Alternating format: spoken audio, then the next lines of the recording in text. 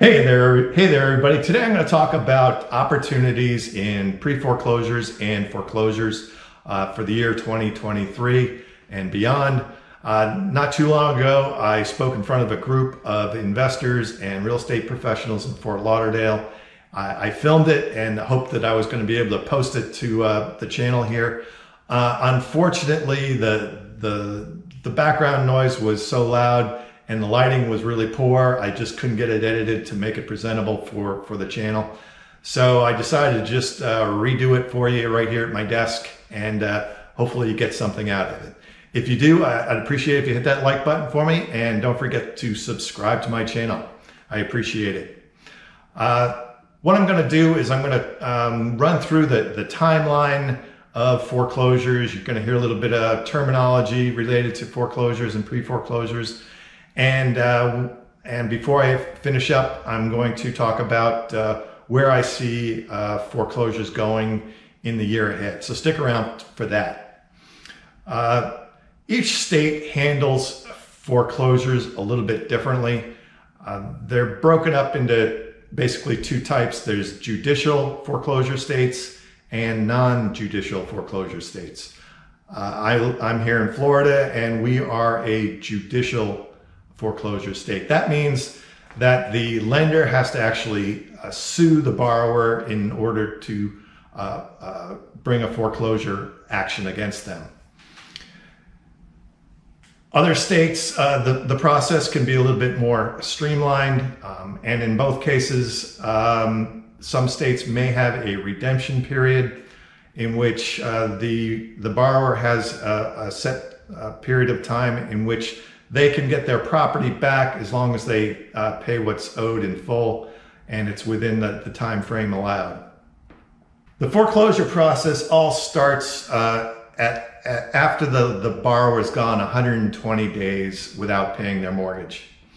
At this point, they're what's called the pre-foreclosure phase. In Florida, they are served what's called a lis pendens notice. That's a Latin term for a suit pending. Some states will call it a notice of default or something similar. Then 1 to 5 months later, depending on the caseload, it could even be much longer than that. Back during the great financial crisis, it was a years-long process. There was a huge bottleneck of cases during that time. And all kinds of craziness and shenanigans was going on, which I'm not going to get into. But right now, today, the timeline with a pretty light load is anywhere from 1 to 4 months. A hearing is set in which a final judgment amount is decided upon. Like I said, the lender is going to get a hearing date and in front of a judge, and the judge will decide whether they have all the right documentation that's needed and that the fees that are being charged are correct. And that's when a final judgment date, a final judgment amount is set. And at that time, a foreclosure auction date is set. Now, at the beginning, when they're served the lis pendens notice, they're in what's now called the pre-foreclosure stage, and the borrower still has quite a few options open to them. They could get caught up somehow. They could, if they're in touch with their bank, they could get some kind of forbearance or deferments on their payments. They could perhaps get a loan modification. It's a little bit tougher with the interest rates where they are right now. A loan modification can't result in a higher interest payment. And if they have accumulated other debts, then their debt to income ratios could be all out of whack, and that type of option is off the table. They could also file bankruptcy, which can delay the process. There's Chapter 11 and Chapter 13. I'm not going to go into depth on that. But often what the prudent thing to do is to just sell the property while they have equity in their home. regroup, and buy again when they get their act together. Unfortunately, people get emotionally attached to their home and they don't always do the right thing financially. And that's what leads to foreclosure. Now, along the way, between the Liz Pendon's notice and the final judgment, all kinds of added fees and court costs, lawyer fees, forced insurance will get tacked onto the principal balance and rapidly erode the borrower's equity, if there was any. And these days, just about everybody has some equity in their home unless they just bought it a year ago. I'll give an example here of a final judgment amount. You'll see at the top line that the original principal balance was a little over $500,000, $509,000. But along the way, they've tacked on all kinds of back interest, legal fees, a lot of small little tiny fees, attorney's fees, hazard insurance, taxes, of course, always get paid.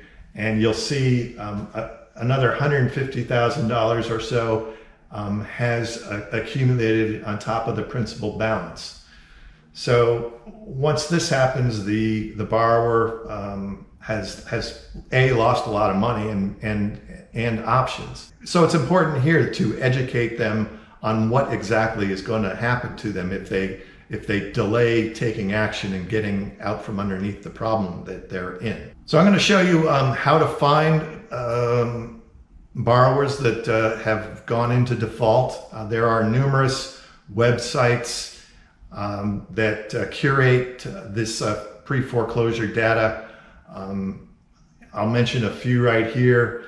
The top three are foreclosure.com, RealtyTrack, foreclosureradar.com. Those are fee-based. I don't know if they're worth the money. In my opinion, they're not. Zillow does publish all this stuff for free. However, Zillow isn't known for being exactly accurate. I prefer to go to public records. You'll see that Broward County has their own public record site, and I can search by document. If you're in a different county, look up your county records, and you should be able to find where they're publishing the notices of default or the Liz Pendon's notice. All right, so here I am on the Broward County Official Records website, and I just pulled up, unfortunately for some reason the website isn't working as I'm trying to do the demonstration, but I did have a screenshot from my presentation, so I'll just use this. You'll notice that there's a drop-down menu in which you can search for the document type. And what you're going to do is you're going to choose Liz Pendon's, and then you're going to choose a date range. I have the first 26 days here of January. That turned up 245 Liz Pendon's notices that went out during the first 26 days of January. And then there's a list of the borrowers and who the plaintiff is. In most cases, it's the lender, but sometimes it can be a homeowners association or a condo association. They can foreclose on you. You may not have realized that, but I'm going to talk a little bit more about that coming up. What you can do is you choose at least on the Broward County website, is you can just click on the name, and that'll bring up some of the particulars about the case. Unfortunately, the website isn't working today for some reason. That'll give you some key information. First of all, with the name, all you need is a name to look up where their property is located. And it'll also give you what's called a case number. And that'll help you find some more particulars about the case. You'll have to go to the clerk of the court's website. If somebody has a common name, in which you might find 3 or 4 different people with that own property in your county with the same name, and you don't know who it is who's behind on their mortgage, you can just use the case number, and you'll just simply go to the clerk of the court, and there's a way to search by case number here. You can also search by the individual's name, or if it's held in a corporate name, the business name. And when you do a search there, you pull up the case number, you pull up the case, and you can find out all kinds of interesting facts about the case, the entire history, who the attorneys are involved in for both sides, and so on. So those are two great websites to look for. Go to your county clerk of the court and the county record sites to do your research. Now I want to show you what actually happens at the auction. Here in Florida, just about all of the county auctions take place online. Here's the website address for Broward County. It's broward.realforeclose.com. And down at the lower right, there are links to other, not only Florida counties, but some other states. There's some in Arizona, some in Colorado, New Jersey, for example. So what you need to do is you need to register on the site, and if you intend to bid on properties here, you need to have at least a 5% deposit of what your intended high bid amount is going to be. So I'm just gonna, here I am at today's auctions. It looks like they're all done for the day, and we can take a look at what happened. All right, so first things first, here you'll see at the upper right-hand corner here is the case number. And if you click on that, that'll take you to the auction itself, all the details, the defendant, the plaintiff. There are links to the final judgment amount and some other information, which we talked. Here's the final judgment amount, which I talked about earlier. And often the plaintiff, the lender, will publish their maximum bid amount. It rarely is it more than the final judgment amount, unless it's a really old case in which there's a lot more interest has accrued. But in this case, it's actually lower than the final judgment amount. Looks like they just want to perhaps unload it. But really what happened was it got canceled by the county. So maybe they didn't have their documentation in order for that, or some motion was filed and by the borrower's attorney, and it got canceled. There's all kinds of, it's not uncommon for these to get canceled. Let's see if we can find one that actually sold. Here we go. This one sold to the plaintiff for, that amount is kind of irrelevant. The final judgment amount was $276,000. So here the plaintiff, which is the bank, they took it back. Now it's theirs again. And I'll go into detail. I'll go into a little bit more on what happens when the bank takes it back. Let's see if we can find one in which, here we go. Here a third-party bidder won the auction, somebody other than the bank.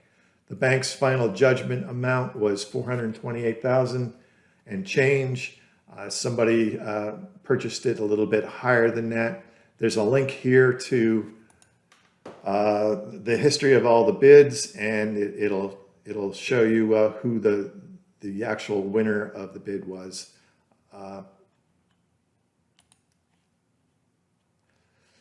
So now it's owned by somebody other than the bank. It's theirs to do as they please. All right, so here's a case in which the bidding went up above what the lender was willing, what the lender's final judgment amount was. So it got sold to a third-party bidder. There's a link here to the history, and this all happened in a matter of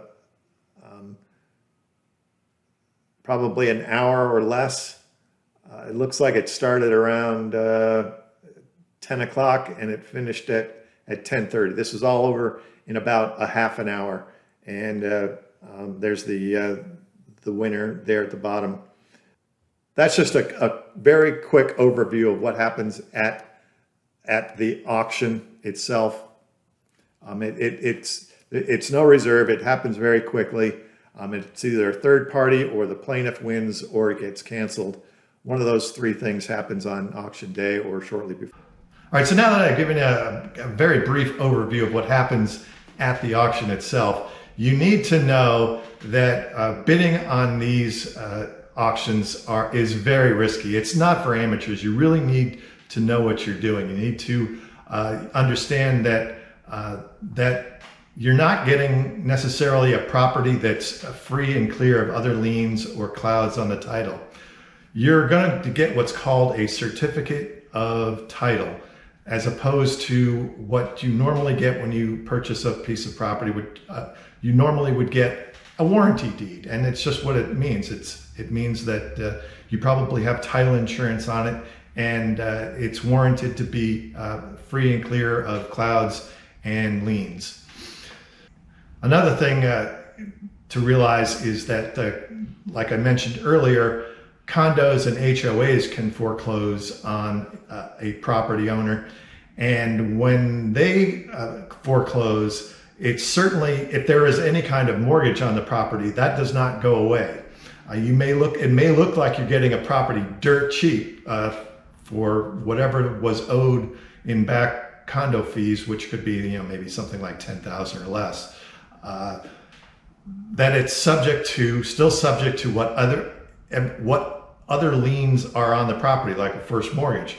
So what could look like a bargain is actually not a bargain at all. It could cost you a lot of money. And I see some people do some silly things on these auctions.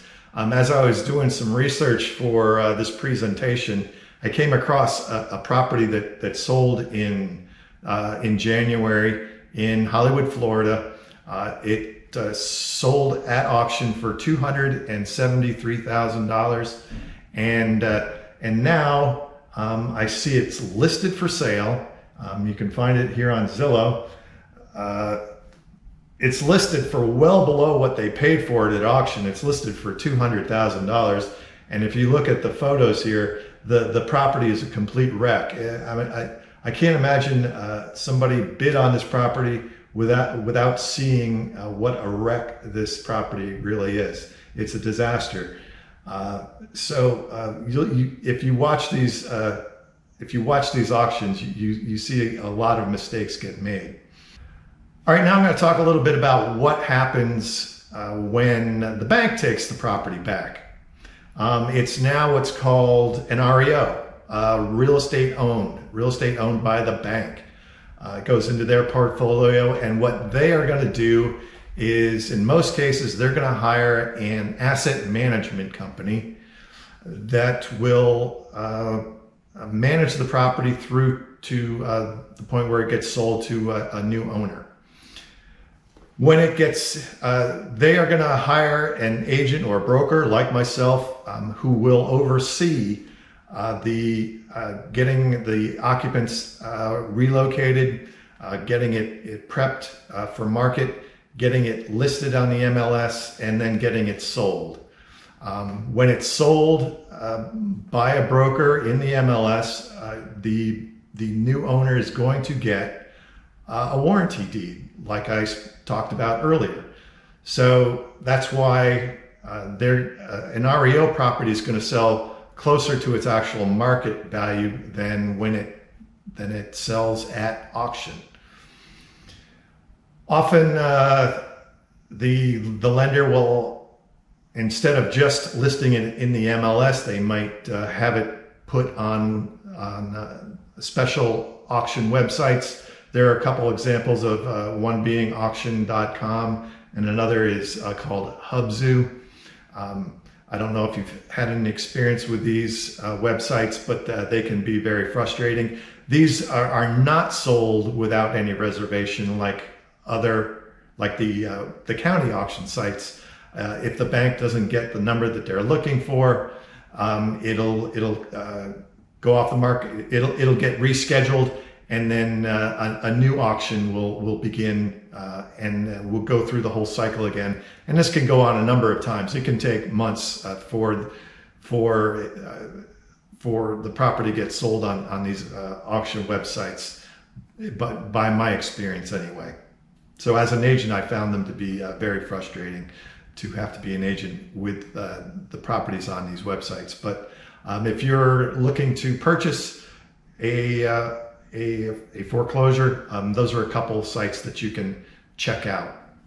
So I'm just going to conclude with what's happening in foreclosures today and going forward.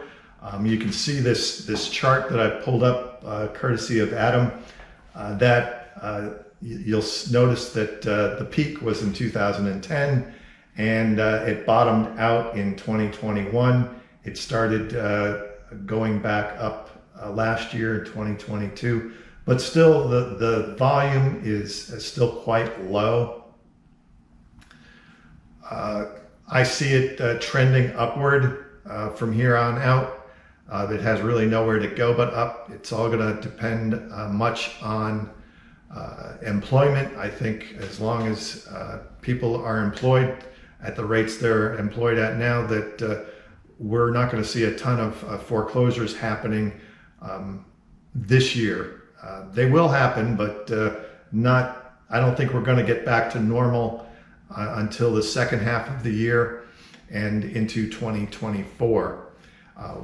In Broward County, Florida, there were only a little over 300 closed foreclosure sales in the MLS, and it was about the same number in Miami-Dade County. And today, or earlier, or last week rather, there were less than 50 active foreclosure listings in both of those counties I mentioned. With the record amount of equity people have in their homes these days, it's somewhere on I read that the average equity per home across the country is about $300,000, which is massive. So I think in the near future, while foreclosures will happen, fewer of them are going to be taken back from the banks and sold as an REO. I think there are probably going to be more third-party sales than REO foreclosure sales. The bank's taking back the properties. So, but today I am seeing deals happen in the county auctions. And that's something that I'm looking to invest in. I know how it all works, and up until now I haven't really cared to do it because I can sell REOs with no risk at all. But I see an opportunity there, and I think I will be myself purchasing properties at these auctions. And that's it, folks. I hope you found all this enlightening and interesting. I hope that if you did, you'll subscribe to my channel. I'm Tom Day. Thanks for watching.